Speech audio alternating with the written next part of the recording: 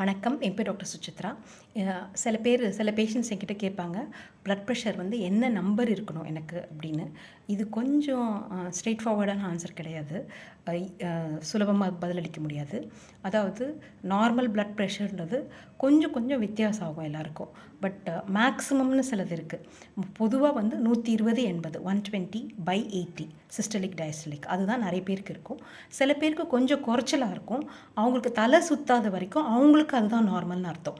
சில பேருக்குலாம் வந்து எப்போவுமே எனக்கு 90/60 தான் இருக்கும், இல்லை 90/80 தான் இருக்கும், 100/80 தான் இருக்கும், இந்த மாதிரிலாம் சொல்லுவாங்க. அவங்களுக்கு தலை சுத்தாத வரைக்கும் அவங்களுக்கு அது ஓகே. உங்கள் டாக்டர்கிட்ட செக் பண்ணிக்கோங்க எதுனாலும். பட் எவ்வளோ மேக்ஸிமம் இருக்கலாம்னா 140/90. இது கூட வந்து கொஞ்சம் வித்தியாசமாக இருக்குது. அதாவது இப்போ டயபெட்டிக்காக இருந்தீங்கன்னா இன்னும் குறைச்சலாக வச்சுருக்கணும். உங்களுக்கு வேறு பிரச்சனைகள் இருந்ததுன்னா, ரிஸ்க் ஃபேக்டர்ஸ் இருந்தது, கொலஸ்ட்ரால் ஹையாக இருக்குது, இல்லை ஒரு ஹார்ட் அட்டாக் வந்திருந்தது, அந்த மாதிரிலாம் ஏதாவது இருந்ததுன்னா இன்னும் குறைக்கணும். அதனால 140/90ன்றது இருக்கிறதுலே மேக்ஸிமம். அதுக்கு மேலே உங்களுக்கு தொடர்ந்து இருந்ததுன்னா நீங்கள் கட்டாயம் மாத்திரை போட வேண்டியிருக்கும். உங்கள் டாக்டரை பாருங்கள். சில பேருக்கு வந்து டாக்டரை பார்த்தா தான் பிளட் ப்ரெஷர் ஜாஸ்தியாகும்.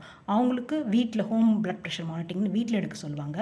இல்லாட்டி ஆம்புலேட்டரி பிளட் ப்ரெஷர் மானிட்டரிங் சொல்லிட்டு 24 மணி நேரம் ஒரு கட்டி விட்டுட்டு அந்த பிளட் ப்ரெஷர் எடுத்துகிட்டே இருக்கும். அந்த மாதிரியும் பண்ணுவாங்க.